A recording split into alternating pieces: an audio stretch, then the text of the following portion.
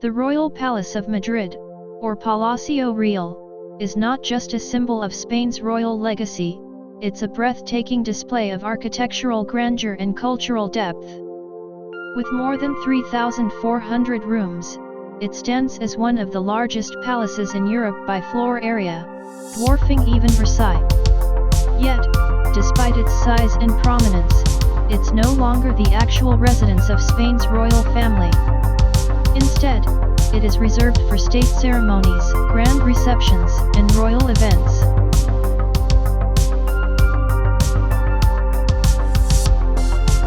Built on the site of the former Alcázar, a medieval Moorish fortress that was destroyed by fire on Christmas Eve in 1734, the current palace rose from the ashes as a declaration of Spain's imperial power.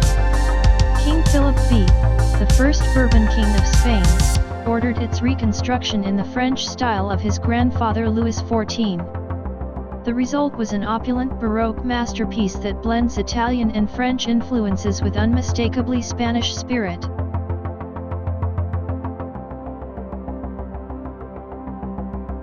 Construction began in 1738 and took decades to complete. Over time, various monarchs added their personal touches, from lavish frescoes by artists like Giovanni Battista Tiepolo to the gilded stucco and rich velvet lining the rooms. Each space inside the palace tells a different story: the throne room, the royal chapel, the hall of mirrors, and the grand staircase are just a few of the highlights that reflect the evolution of Spain's monarchy.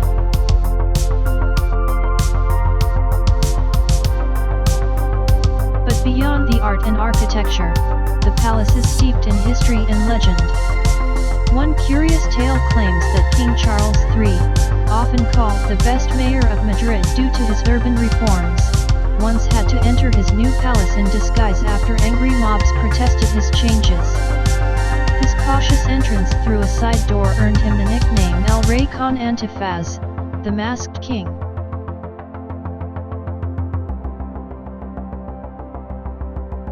Then there's the legend of the palace's ghosts. Some visitors and staff have reported strange noises and inexplicable chills, especially in the older wings built over the ruins of the Alcázar. Whispers of Moorish spirits and tragic royal souls have become part of the folklore surrounding the site, adding a layer of mystery to its regal presence.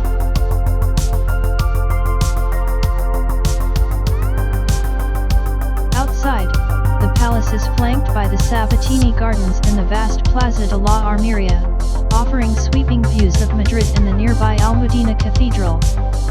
At sunset, the entire facade glows in a golden light, creating a stunning contrast between royal elegance and the lively city beyond.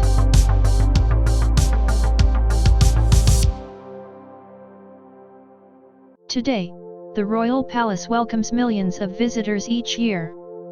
It remains not only a monument to Spain's past but a living symbol of national pride, resilience, and artistry.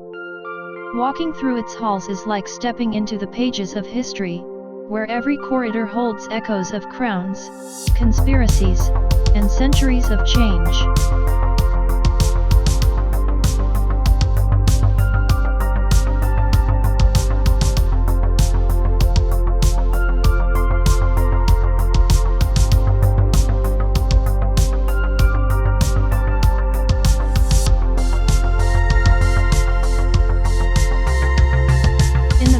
Of old Madrid lies Plaza Mayor, a grand, symmetrical square that has witnessed centuries of Spain's most vibrant, solemn, and sometimes dark moments. Surrounded by elegant three-story residential buildings with red facades, wooden shutters, and covered arcades, this square has been the city's beating heart for over 400 years.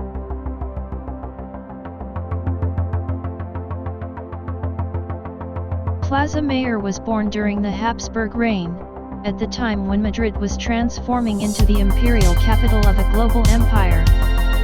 Originally known as Plaza del Arrabal, it served as a bustling marketplace on the edge of the medieval city. But it was King Philip III who ordered its transformation into the formal square we see today. His statue, cast in bronze and mounted on horseback, now stands at the center, a quiet guardian of the square's secrets and stories.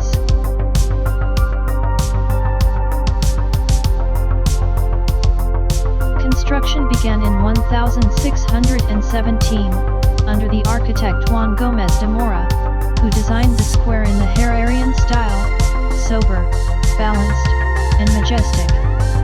Over the centuries, Plaza Mayor endured 3 major fires, each time rebuilt with more resilience, until it achieved its current form in the late 18th century.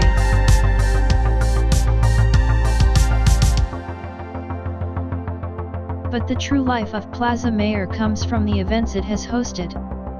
This square was the stage for royal coronations, bullfights, public trials, and even executions during the Spanish Inquisition. It was here that heretics were sentenced and burnings were carried out, a grim contrast to the vibrant and lively atmosphere it has today. The contrast between beauty and brutality is part of what makes the square so hauntingly powerful.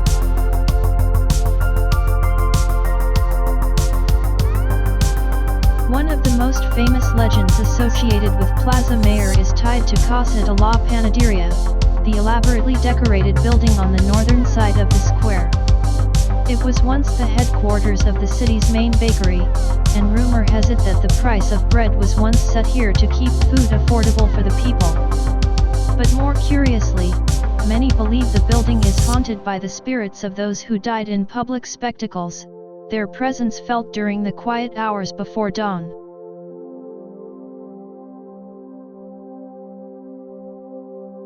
During the Golden Age of Spain, Plaza Mayor was a place where playwrights and poets would gather.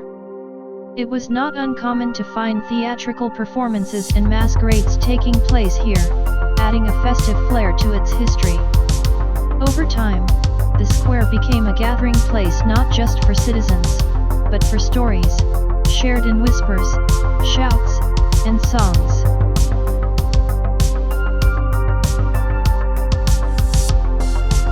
Today, Plaza Mayor is no longer a place of trials or tournaments.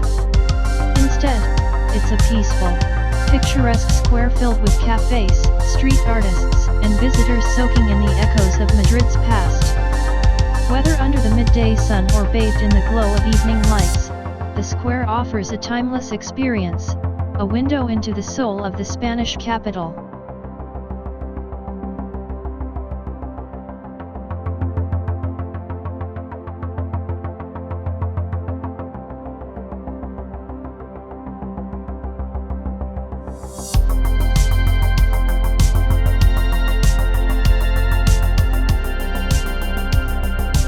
Puerta del Sol is more than just a bustling square in central Madrid, it is the symbolic heart of Spain.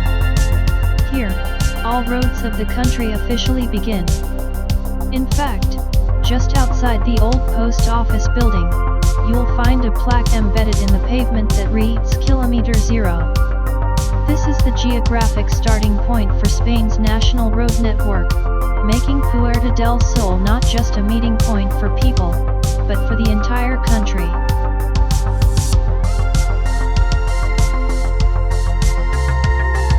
The name Puerta del Sol, or Gate of the Sun, dates back to the 15th century, when the eastern gate of Madrid's city walls stood here. It was called the Gate of the Sun because it faced the sunrise.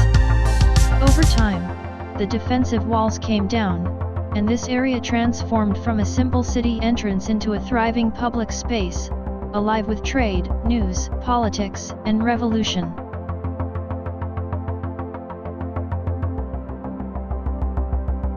One of the square's most iconic buildings is the Real Casa de Correos, once the central post office and now the seat of the regional government. Its most famous feature is the clock tower. Every New Year's Eve, all eyes across Spain turn to this clock for the countdown to midnight. It's a tradition that dates back to 1909, when locals gathered to eat 12 grapes at each of the 12 chimes, believing it would bring good luck for the year ahead. Even today, this grape-eating ritual is broadcast live and followed by millions, making Puerta del Sol the Times Square of Spain.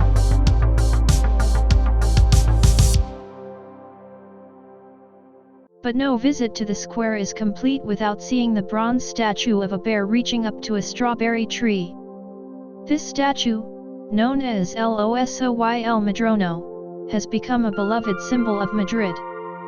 The bear represents strength and perseverance, while the tree, native to the Iberian Peninsula, signifies the land's abundance. Together, they reflect the city's identity and even appear on Madrid's official coat of arms. Some legends say the bear is female, protecting her territory, a quiet nod to the enduring spirit of the city itself.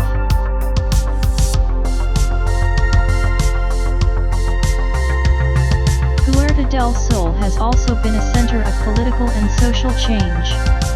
In 1808, it witnessed uprisings against Napoleon's forces during the Peninsular War. In the 20th century, it became a hub for protests, gatherings, and public expression. Most recently, it was the epicenter of the 2011 movement known as the Indignados, when thousands of citizens camped out in the square to demand political reform and social justice.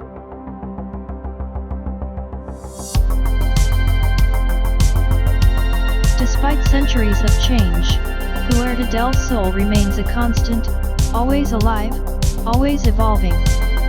Street performers, tourists, locals, and activists all pass through here, each adding a new layer to its story. Whether you're here for the history, the energy, or just to stand at the symbolic heart of Spain, Puerta del Sol is where the journey begins.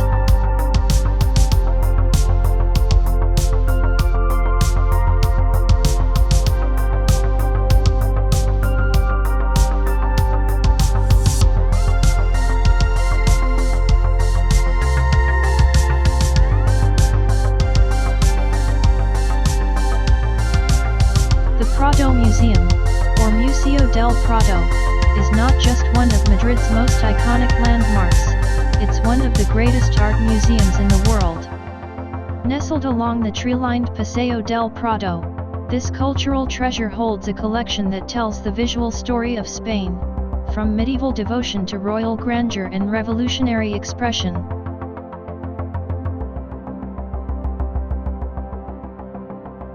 The origins of the museum date back to 1819, when King Ferdinand VII and Queen Maria Isabel of Braganza opened it as the Royal Museum of Paintings and Sculptures. Their goal was to showcase Spanish art, and over time, this goal expanded to include masterpieces from across Europe. Today, the Prado holds more than 7,000 paintings, although only a fraction are displayed at any given time.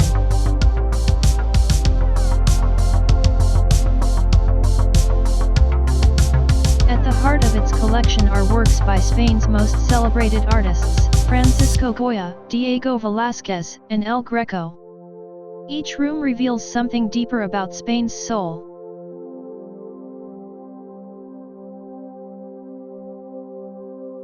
Perhaps the most iconic painting in the museum is Velázquez's Las Meninas. More than just a royal family portrait, it's a complex play on reality, perspective, and power. Velázquez painted himself into the scene, brush in hand, standing beside the young Infanta Margarita, her ladies-in-waiting, a dwarf, and even a large dog.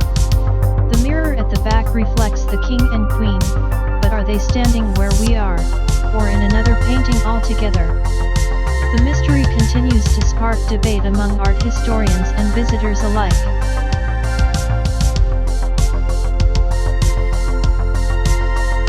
Another cornerstone of the Prado is the haunting work of Francisco Goya.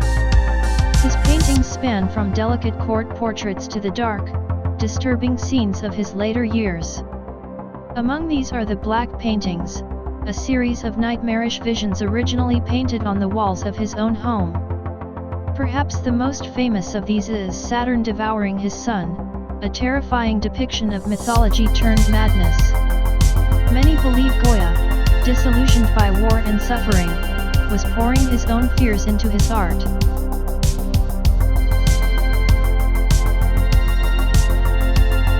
But the Prado is not just about Spanish masters. The museum also holds works by Titian, Rubens, Hieronymus Bosch, and Rembrandt. Bosch's The Garden of Earthly Delights is a surreal triptych filled with bizarre imagery, angels, demons, strange creatures, and symbolic chaos. Some see it as a warning, others as a dreamscape. The true meaning remains elusive, which only adds to its allure.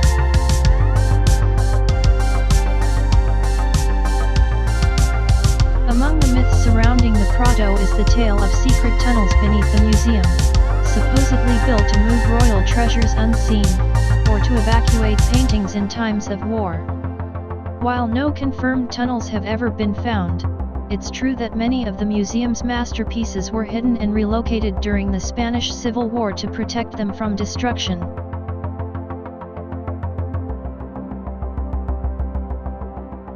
Today, the Prado is a place where centuries of human creativity, emotion, and struggle are captured on canvas. Whether you're an art scholar or a curious traveler, walking through its halls is like stepping into the pages of Europe's visual history, timeless, profound, and unforgettable.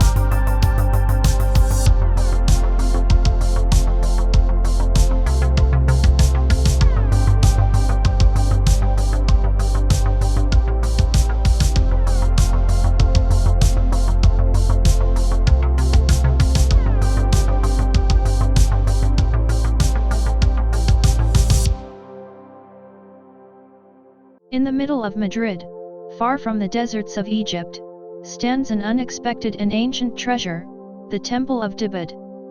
Surrounded by trees and modern life, this 2,200-year-old Egyptian temple seems almost out of place. But it's real, and it holds one of the most fascinating cross-cultural stories in the city.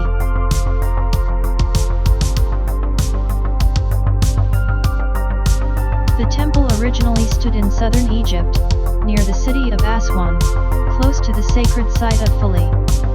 It was built in the 2nd century BC, during the reign of the Meroitic king Adiklamani, and later expanded by the Romans. Dedicated to the gods Amun and Isis, Dibid was a place of worship and pilgrimage, echoing with ancient prayers and sacred rituals for centuries.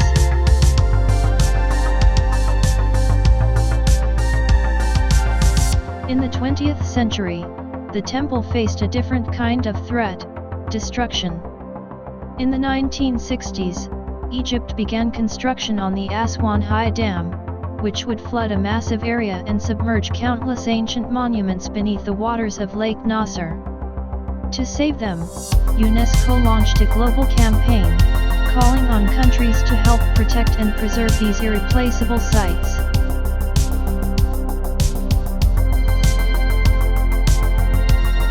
Spain answered that call. Spanish engineers and archaeologists worked alongside Egyptian teams to help save the temples of Abu Simbel and other sites. In gratitude, the Egyptian government gifted the Temple of Dibid to Spain in 1968.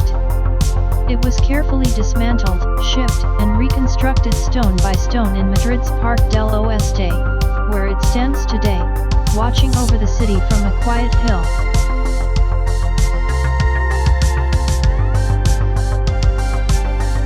Though far from its original home, the Temple of Dibid retains its ancient energy. Its placement in Madrid even mirrors its orientation in Egypt, aligned with the sun. This makes it a spectacular spot for sunsets. As the light fades, the temple glows golden, reflecting in the shallow pools that surround it, creating one of the most surreal views in the Spanish capital.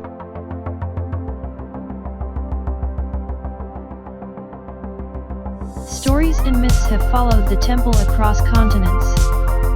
Some believe that transporting an ancient temple broke an unspoken spiritual balance. Visitors and night staff have occasionally reported strange sensations, whispers in the wind, and mysterious shadows among the stones. Others speak of the temple as a place of quiet power, a portal to the past that holds ancient wisdom beneath its weathered stones.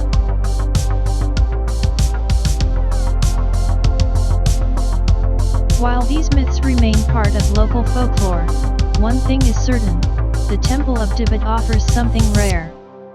It's a place where civilizations meet, where the sands of ancient Egypt touch the heart of modern Spain. It invites visitors to pause, reflect, and connect with something timeless.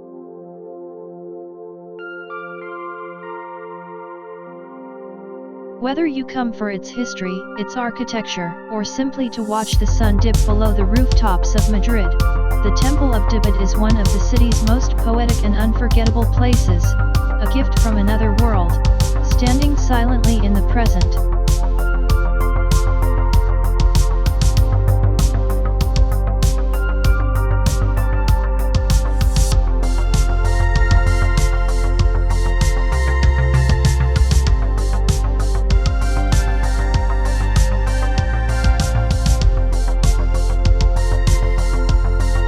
Right beside the Royal Palace of Madrid, rising gracefully into the skyline, stands the Almudena Cathedral, a spiritual landmark that blends history, modern architecture, and deep symbolism. Though it may look centuries old, this cathedral is surprisingly new by European standards. In fact, it's one of the youngest cathedrals in the country.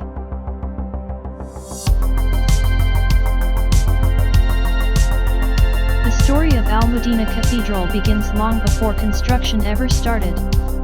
According to legend, in the 9th century, when Madrid was still under Moorish rule, Christian locals hid a sacred statue of the Virgin Mary within the city walls to protect it from being destroyed. Centuries later, after Madrid was reclaimed during the Reconquista, the statue was miraculously rediscovered, still intact, hidden in a walled-up section near where the cathedral now stands. That statue became known as La Virgen de la Almudena, and devotion to her grew into a deep-rooted part of Madrid's identity.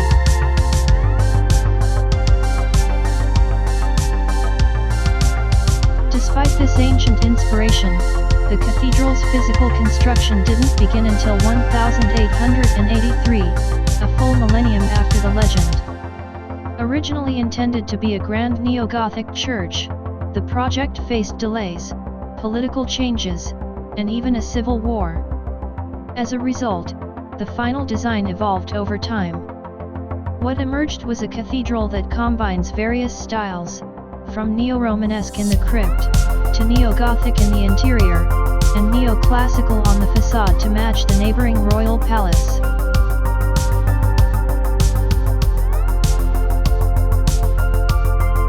The cathedral was finally completed and consecrated in 1993 by Pope John Paul II, making it the first Spanish cathedral ever to be blessed by a pope.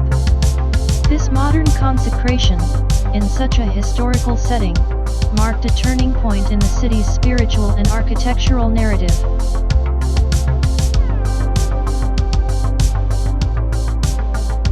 Inside, the Almudena Cathedral surprises visitors with its bold artistic choices. Unlike many dark, centuries-old European cathedrals, its interior is bright and colorful. Modern stained glass windows cast vibrant light across white stone walls, and high above, the ceiling beams glow with geometric patterns in bold colors. One of the highlights is the dome, a beautiful space lined with mosaics and crowned by a lantern of light that fills the sanctuary below.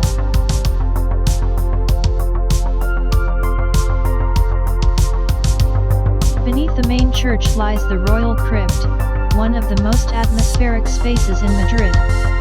Built in neo-Romanesque style and supported by over 400 columns, the crypt is the final resting place for many members of noble families, and it's still in use today. Visitors often describe a powerful stillness there, a place where time feels suspended.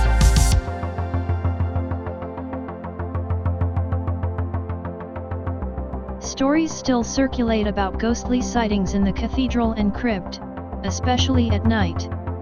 Some say they've seen shadowy figures, or heard quiet footsteps echo through the chapel long after it closes. Whether those are spirits or simply imagination stirred by history, they add to the quiet mystique of the place.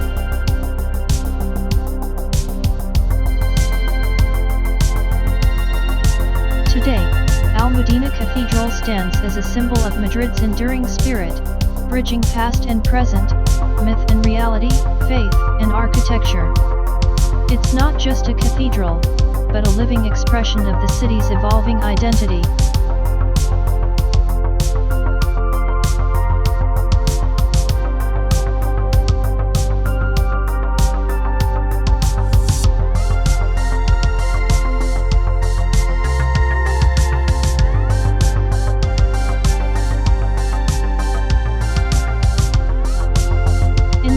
Madrid, where grand boulevards meet at the crossroads of elegance and energy, stands one of the city's most iconic sights, the Cibele's Palace and Fountain. Towering above the plaza with its intricate white facade, the palace is more than a striking landmark. It is a symbol of power, beauty, and pride, deeply woven into the identity of the Spanish capital.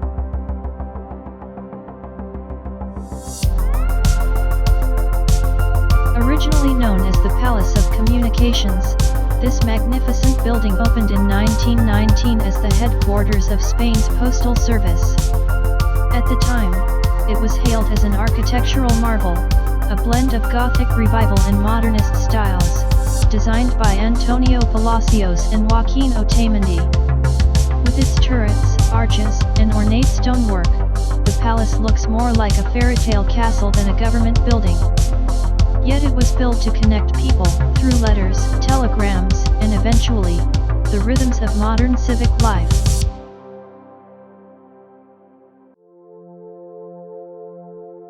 In 2007, the building was transformed into the official City Hall of Madrid. Today, it houses government offices and public spaces, including an observation deck that offers sweeping views of the city.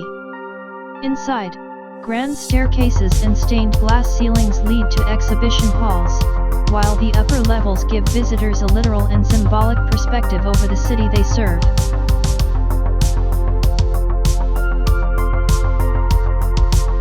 But the story of Cibele's would not be complete without the fountain at its feet.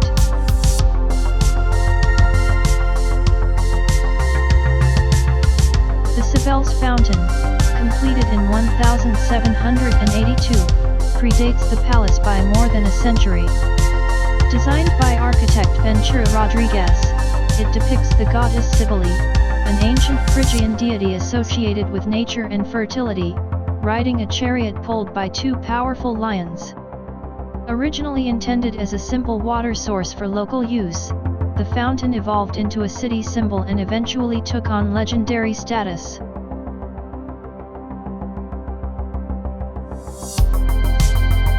Over time, Cybele's serene presence became a gathering point for celebration. Today, the fountain is inseparable from the identity of Real Madrid, one of the world's most successful football clubs. Every time the team wins a major trophy, fans flood the square, waving flags and chanting songs of victory. The players themselves often come to place a scarf or jersey on the goddess, a gesture of reverence, thanks, and tradition.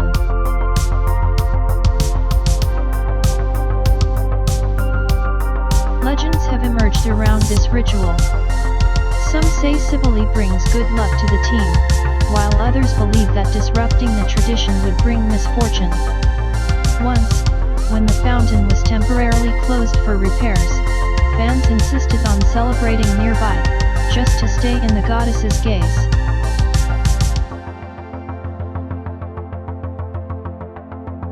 By day, the white marble of the palace glows in the sun, and by night, both the building and the fountain are beautifully illuminated, making Plaza de Cibeles one of Madrid's most photographed and admired locations. It's a place where classical mythology meets civic pride, where architecture and emotion come together in the open air.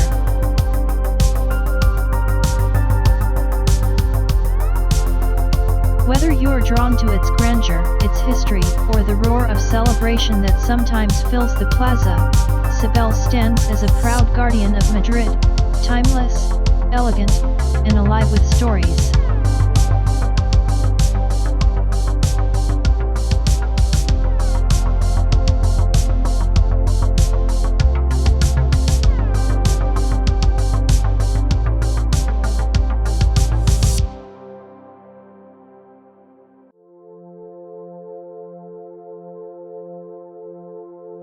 in the east of Madrid, rising like a fortress of tradition and spectacle, stands Las Ventas, one of the most iconic bull rings in the world. This majestic arena is more than just a venue. It is a cultural monument, an architectural marvel, and a stage where passion, controversy, and centuries of Spanish identity meet.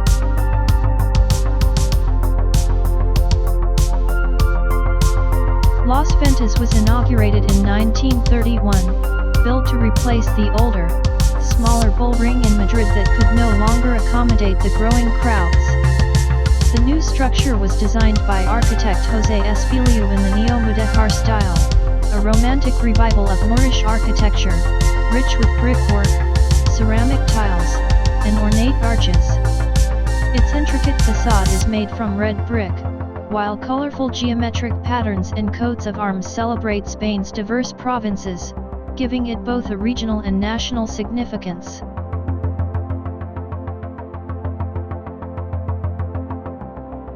With a capacity of over 23,000 spectators, Las Ventas is the largest bull ring in Spain and one of the most prestigious arenas in the world. Inside, the circular sand ring, or ruedo, is where matadors face bulls in a display of tradition, artistry, and ritual. To many, it's not simply a sport, it's a dramatic performance filled with symbolism and strict codes of honor.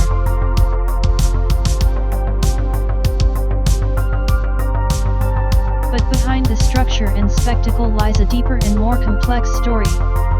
Bullfighting, known as La Corrida, has existed in Spain for centuries, and Las Ventas quickly became the pinnacle of a matador's career.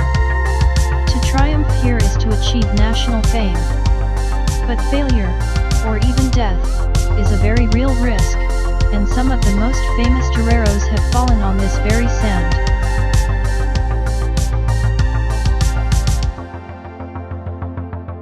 Among the many legends is that of Manolete, one of Spain's most revered bullfighters. Though he never died in Las Ventas, his spirit is often invoked here. It is said that before a big fight, young matadors pause in the quiet of the chapel beneath the arena, where a statue of the Virgin Mary stands.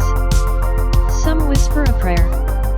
Others simply sit in silence, knowing what awaits in the ring above.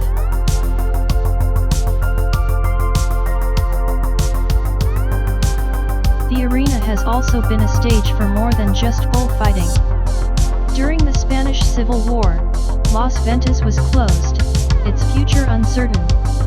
In more recent decades, it has hosted concerts, political rallies, and cultural events.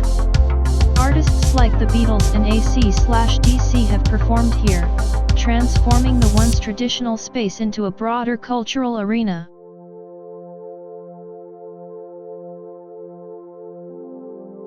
Despite its beauty and significance, Las Ventas remains a place of debate. For many, it represents a cherished tradition, an art form passed down through generations. For others, it's a symbol of outdated cruelty. That ongoing conversation is part of what makes Las Ventas such a powerful space. It's not frozen in time, but alive with questions about identity, history, and change.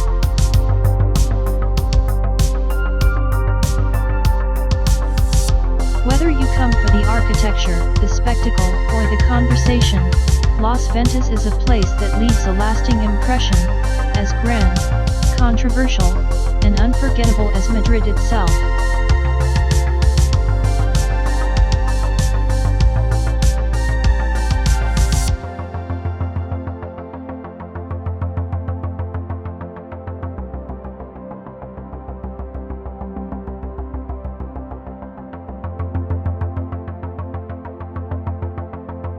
The Reina Sofia Museum in Madrid is not just a gallery of modern art, it's a powerful space where creativity, conflict, and memory collide.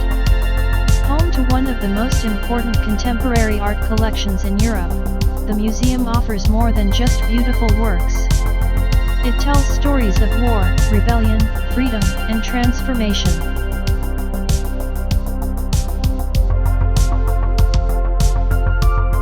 In a former 18th century military hospital, the building itself is a blend of past and present. Originally called the General Hospital of Madrid, it was repurposed in the late 20th century and officially opened as a National Museum of Modern Art in 1992. Glass elevator towers now rise from its neoclassical facade, symbolizing a leap from the old into the new, a visual metaphor for the museum's mission.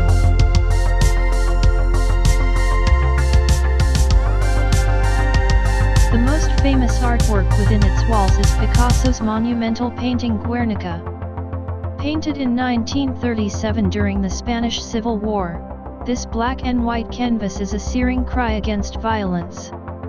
It was created in response to the bombing of the Basque town of Guernica by Nazi German and Italian fascist forces, carried out at the request of Franco's regime. The painting does not depict the event literally, instead, it channels the raw terror, anguish, and chaos through distorted figures, screaming horses, and broken bodies.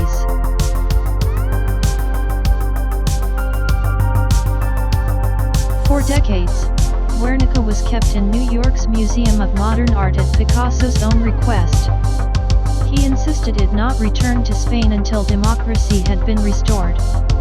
It finally came home in 1981, 6 years after Franco's death, and its arrival was seen as a symbolic milestone in Spain's return to freedom.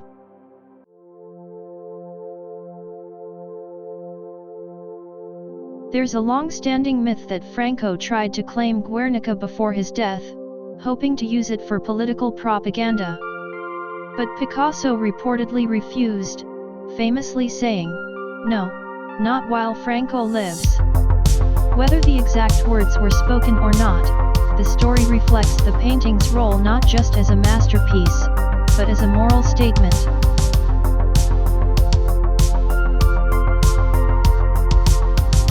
Beyond Guernica, Reina Sofia houses works by many of the 20th century's most influential Spanish artists. You'll find surrealist visions by Salvador Dali, abstract experiments by Joan Miró, and political provocations by Antoni Tàpies. The collection also includes international icons like Francis Bacon, Marc Rothko, and Marcel Duchamp, placing Spanish art in dialogue with global movements.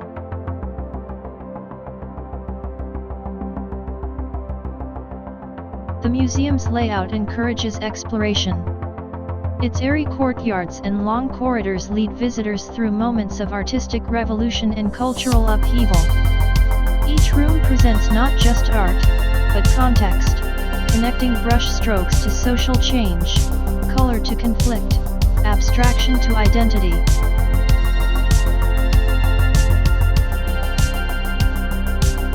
Today, Reina Sofia is more than a museum. It's a living conversation about history, trauma, resilience, and the ways art reflects and shapes the world. It invites visitors not just to look, but to feel, question, and remember.